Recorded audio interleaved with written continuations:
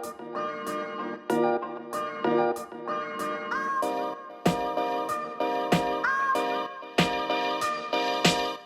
right, what is up, and welcome back, everyone, to another episode of the Practical Planner Podcast. I'm your co-host, Thomas Kopelman. Here with me, David Haughton. I guess I should have asked you before. That's how you say your last name, right? This is our first time meeting. Okay, perfect. Well, David, really excited to have you on. So for everybody who's listening, obviously this is not Anne. Anne was not able to make it today, but David's actually going to be on with me quite a bit moving forward while Anne steps away. But before we kind of hop into the topic today, David, let's just kind of start off with a little bit about who you are, what you do. Let's build that credibility. Absolutely. Yeah, so I've joined Wealth.com just recently as Senior Corporate Counsel.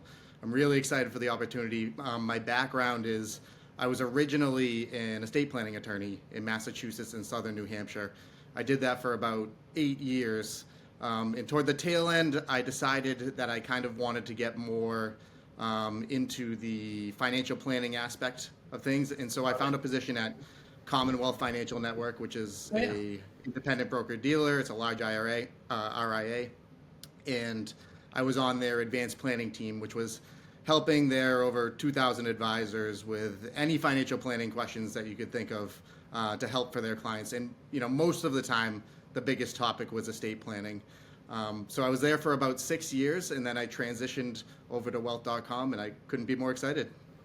I love it. It's funny. I was actually in a Facebook group with advisors today. Somebody was like asking about digital estate tools, and they're like, every attorney hates it. So I love when we see attorneys actually come over onto this side, because I think there is this perception that estate planning attorneys hate, document creation services. But then there's actually, if you just got to find, there are people who actually really do like it. And I know estate planning attorneys who even use Wealth.com to draft their own documents because they feel so good about them. So before we even go into it, I'd love to hear, as an estate planning attorney, how do you feel about these document creation tools? Where do you see them fit in, et cetera? I'd say, I was always hesitant to obviously recommend them, especially when you're an estate planning attorney.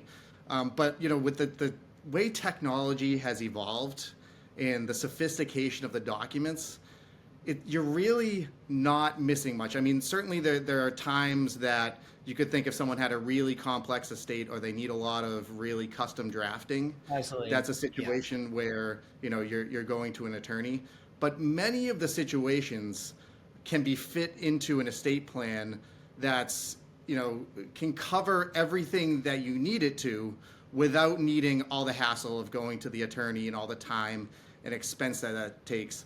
And then the other thing that's great is, especially with Wealth, is the advisor is such a critical part of the estate planning process, and they get left out of the process by the estate planning attorney.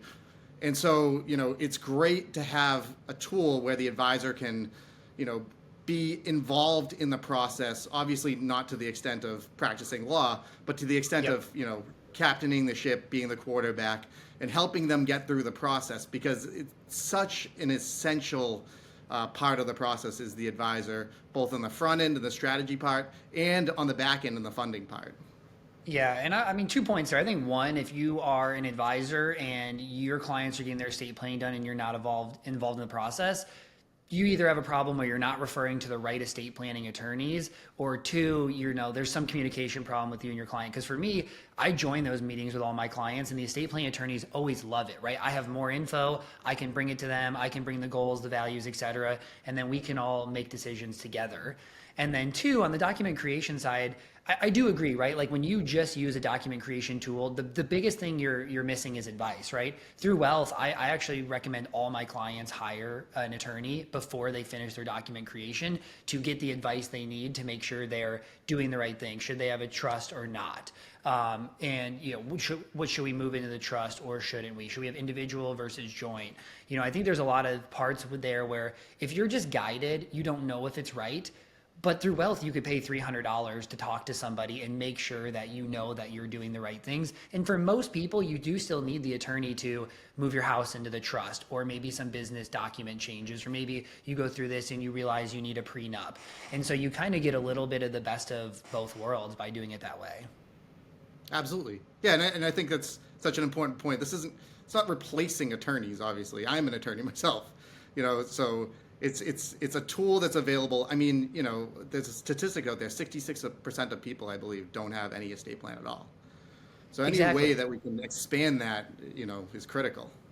Exactly. That's where I think the biggest gap is, right? If more people get estate plans because of it, that's a huge win. And honestly, I know a lot of attorneys that I work with that are like, when is Wealth going to have a tool, or when are these places going to have a tool that we as an advisor can use it, or as an attorney can use it? Because every attorney I talk to wants to live in the advice world. No attorney really is like, I love drafting 80-page trusts, right? Like that's not the area. They want to be advisors, helping make sure people's life goes the way they want, their estate goes the way that they want. And, the more tools that everybody has, the better, right? As an advisor, I have tools to help analyze software or analyze portfolios, to see asset allocation, to read tax documents. Like, I want tools to make it easier for me to go advise people to make the right decisions. Why would I rather not have a tool and have to read an 80-page tax document? Like, I just wouldn't. Absolutely. Yeah, absolutely. Okay, so let's switch gears now that we're kind of through that. But this episode, the topic we're going to talk about is, you finished your estate plan, now what? And I think that becomes pretty simple, or at least more simple when you work with an attorney. But there still are a lot of times you work with an attorney, you get handed your trust, you kind of walk away and you're like, what do I do from now? And obviously, this is why the estate planning attorney and financial planner need to be on the same page, is because once that trust is set up, we need to be coordinating and helping make sure the right things are there. But let's even go farther behind. So let's say you use a Wealth or a different platform, or maybe even an attorney. You finish your documents. The next step, right, is to go get it notarized, right? This has to actually bring into practice. And I don't know statistically what percentage of people never get it notarized, but I would love to talk about, like, practically, how does somebody go get that done? Because that is a concern I hear from people of, if I use some website and it's printed out, how do I get this to even be enforced? Yeah. No, I hope that percentage is really low, because obviously, if you have these beautiful trust documents drafted up and they never get executed, it's not worth anything, right? Yeah. But I mean, getting it notarized, if you're not going to the attorney's office, it's not real difficult. There are a lot of notaries out there. If you go to your local bank. In fact, when I had my parents create their trust, we went to the bank. And someone at the bank, I brought a couple of witnesses. Obviously, you have to make sure that you're aware of what the state law is. Make sure you have resources available to know how many witnesses do you need for what kind of document. Do you need a notary? Because, in a lot of states, if you just take your will to a notary, that's not enough. You need to have also witnesses. You need two, right? Most states are 2 witnesses. And it's 2 witnesses that don't benefit from the estate planning documents, correct? Exactly. Okay. Exactly. You want to make sure that your witnesses are what we would call disinterested. So they're not a party to the estate plan. So what if I walked into UPS? If I walked into UPS, which I know you can get notarized, do I have to bring 2 people, or can I be like, hey, could these 2 salespeople up front watch this and be okay? Yeah, you could absolutely do that. Yeah, they would be attesting to that, you're over the age of 18, you appear to be of sound mind. Obviously, you'd want to capture their information, because you would prefer, all things being equal, that it's someone you know, because if the time comes and someone contests it later on, they might be brought into court to validate, their signatures. So it's not ideal to just grab a random stranger, but it won't affect the validity of the documents if you do that. Yeah, so you can, but probably not advised. Like, find a couple people, friends, or, family. Is family typically not the right person that you want to go to? Because in most situations, they would be involved. I guess so. Kids is probably not great, but like, if I'm like, hey, my brother and my sister-in-law are both not in my documents at all, then they could potentially be a good fit. Yeah, they could potentially. I would say that it's rare that you would do that, because a lot of times that a family member is somehow intertwined, whether it's like a disaster clause, if all the kids, there was some tragic accident, they could end up being a beneficiary. So, to the greatest extent that you can, you'd rather get someone who's truly disinterested, like you said, a friend, or, someone who works at the office you're going to, where you capture their information. I think that's best practice, certainly. Okay, so that makes sense. So really, first step, we get documents done. This could be a will, this could be a trust. You're going to go get it notarized. You're going to most likely in most states bring two people. And this is where a lot of people are like, oh, what about online notaries, right? Those exist. And I know Wealth has the data on this that I think in all 50 states, it's actually not approved. And they did a sample. I remember Danny telling me this. They did a sample of like, oh, okay, I'm going to use a notary, and the notary is going to say it's in our state, but then he was going to be signing documents. I think he was like in Arizona, and the notary was in Texas. Yeah. So Yeah. you have this issue of people saying that you can do it, but really, in all likelihood, it's not really approved on this level of documents. Right. Yeah. Yeah. I've heard that before too. That exact same story, actually. It's it's out there that they're starting to adopt it, especially after COVID. During COVID, this is when a lot of these statutes started to take form. Even in Massachusetts, that statute took form. A lot of the time, though, it's only for specific documents, not for like your will. And so you got to be really careful because you might have this set of estate plan with all these different documents. Some of them maybe can get remotely notarized, some of them can't. You might as well just get it all signed at the same time with human beings, knowing it's valid across state lines, so you don't get into trouble with that. Yeah. Okay, that makes sense. Before we go into, I would say step 3, in my mind, step 2 is what do I do with these documents now? So before we fund it, before we let people know, before beneficiary designations change, I think step 2 is like, where do I store this? Do I electronically upload this somewhere? Do I keep it in a safe? What would you recommend to most people on like how to make sure that these exist in the right spots? Yeah, so still at this point, the physical document is really, really critical. So it's really important that you have somewhere safe to keep it. And I do think that a safe is the best bet, right? Because it's fireproof. People can't get in there because there's obviously a lot of sensitive information within those documents. Because when the time comes for something like a will to be presented to court, if they don't have the original, they may take an argument to say they could assume it was destroyed, right? Or that it was revoked. So if they don't have the original, sometimes it can be really tough to prove up a copy that is what the settlor's intent was, to use that document in lieu of the original. So really important, I think, for the original documents to know where they are, know that they're safe, but also very important, obviously, to have digital copies. And you want to make sure that, those are available both to your advisor, your attorneys, to your family members who are interested. Make sure that people know where those documents are and have a way to access them. Because if you don't, if you have a will, you have a trust, and I've seen it many, many times with advisors who had clients who passed away. There's an account in the name of the trust, but they can't find the trust. And now you're in kind of a legal quagmire where you got to go to court and try and prove, what the trust says, or get the account put into maybe the estate because there is no trust. So you can really run into a lot of problems. So once these documents are executed, you got to really make sure that you're putting them with your most critical, sensitive documentation and keeping them safe. Okay, perfect. That's something we haven't talked about and I think is definitely really important. So then step 3, what would you say comes next? What is the next thing everybody needs to focus on doing? Well, certainly funding.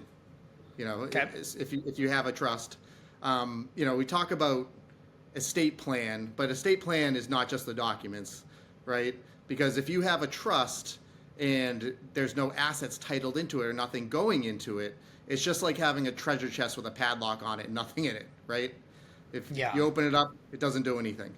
So really important that you get the trust funded, and it depends on the asset, it depends on how you accomplish that. It's really, really important that you coordinate with your advisor on getting the trust funded, because there's all different kinds of assets that may go into the trust or may not. You may not want to go into the trust. You may want to do beneficiary designations that go into the trust. You may want to do beneficiary designations that go straight to the individuals, depending on the types of assets. And I can give you some examples. Yeah, let's talk about that. So obviously, right, individual accounts cannot be owned by the trust. So your IRAs, your Roth IRAs, even your life insurance. Well, I guess, some of your life insurance you would. But a lot of those, you're going to want beneficiary designations to either go to spouse, then the trust, or directly to the trust. And then you have like taxable brokerage accounts, you have your house, et cetera. And those most times you do want to go into a trust, correct? Yes. Yeah, absolutely. You just retitle it into the name of the trust. A lot of states, you have the ability to do a transfer on death to the trust. And some people might say, well, that avoids probate. So, why do I want to go through the exercise of actually changing the ownership into the trust? And a lot of times the reason you want to do that is because the trust not only, or if we're talking about a revocable trust, it not only has benefits after you pass away in avoiding probate and protecting assets and maybe mitigating taxes, it also has benefits if you become incapacitated, having someone step in and being able to manage the property as successor trustee. And I'm sure you've seen before, it's much more difficult to deal with having an institution accept a power of attorney over an asset versus just changing the trustee. So access can be a lot smoother and a lot quicker a lot of times if someone becomes incapacitated with a trust, because the banks are so concerned about the liability of accepting a power of attorney that sometimes they find any reason to reject it.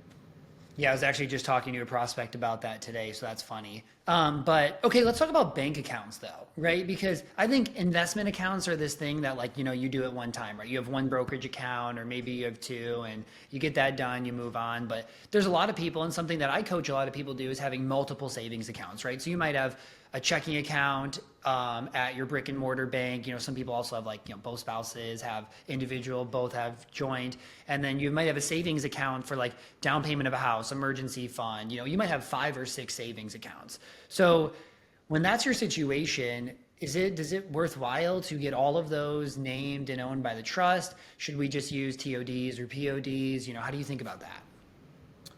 I think having as much in the trust that can be in the trust is really important, because a big aspect of trust planning is avoiding probate.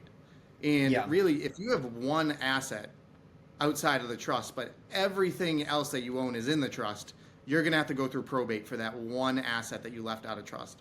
How complex that probate is going to depend on the state, how large the account is. But usually, you're investing in a trust because you want to avoid the expense and hassle of probate. So leaving assets out can sometimes be an issue. If you can put a TOD on it, that can be good. I mean, one other thing that I would mention, though, is sometimes it is good to have a bank account with maybe a small balance, an amount of money that you want someone to have immediate access to if you pass away.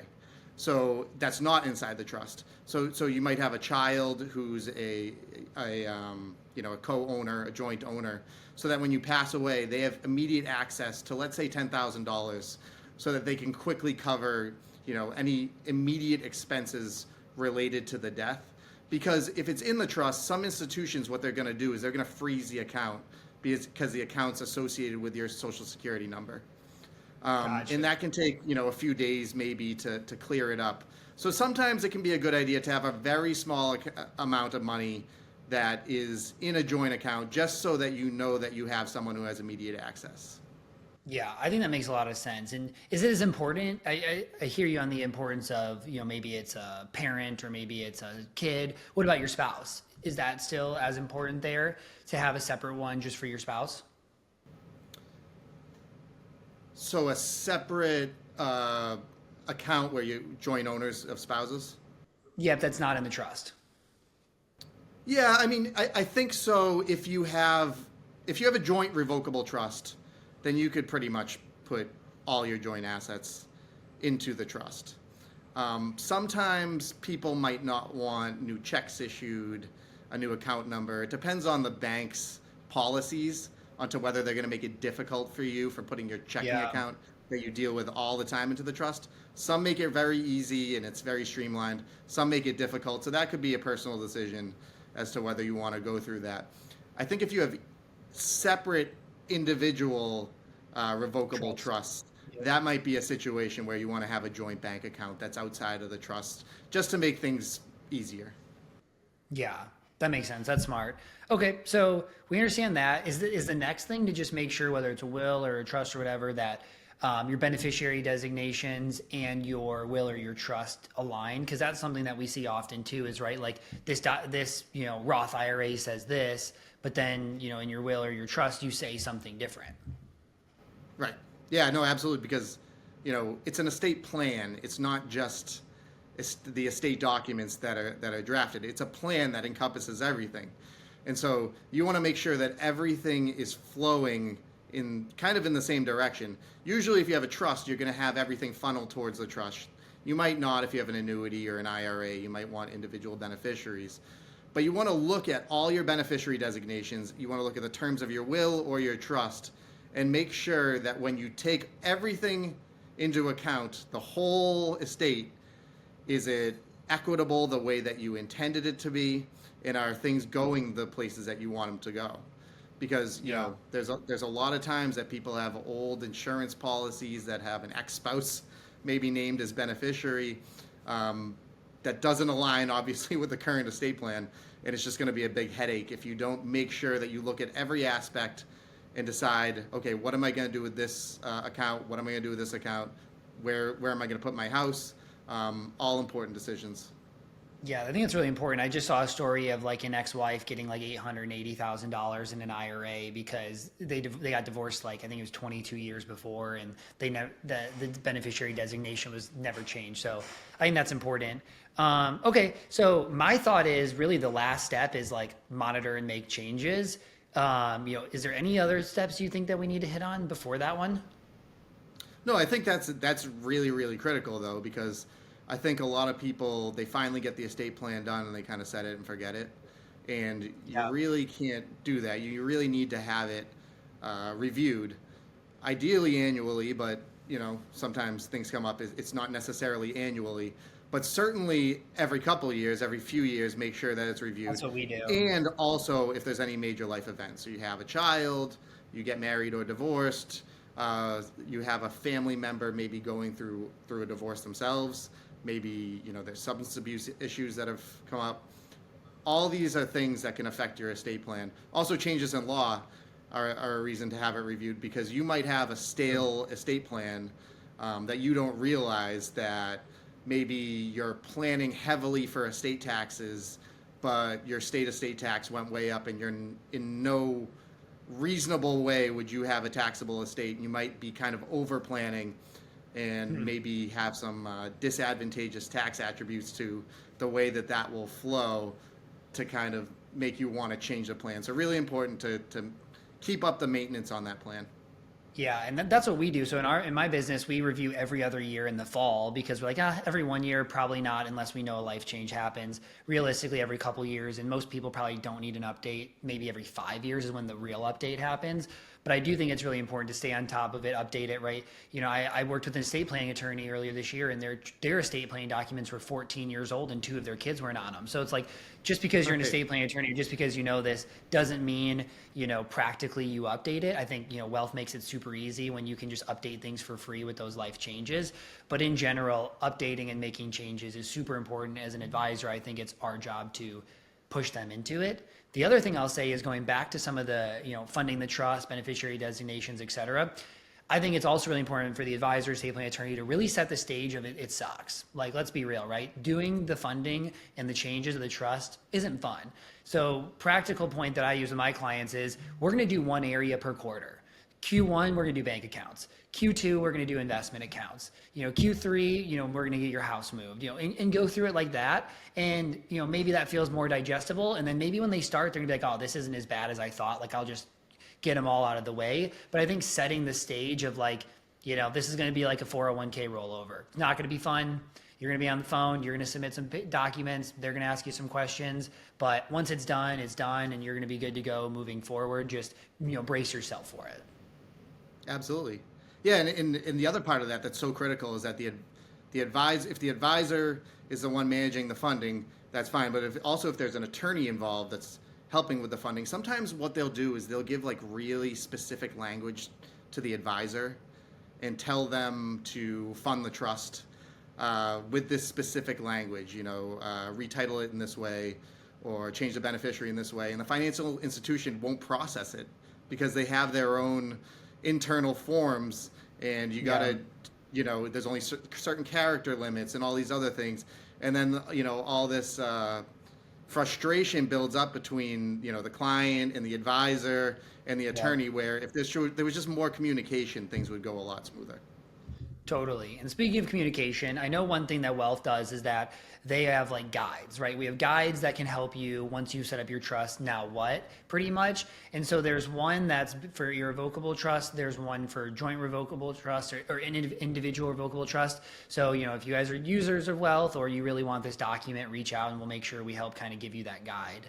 But David, I think that's everything that we really needed to cover today. Super fun doing this episode with you. Excited to have another episode and a bunch more this year. And everybody, before we leave, just a quick reminder, we want this podcast to be exactly geared towards you, the questions you have as an advisor. And so if you email practicalplanner@wealth.com and send us questions, we will make sure that we answer them in upcoming episodes. So thanks for listening, everybody. Please rate and subscribe, and we'll see you back next time.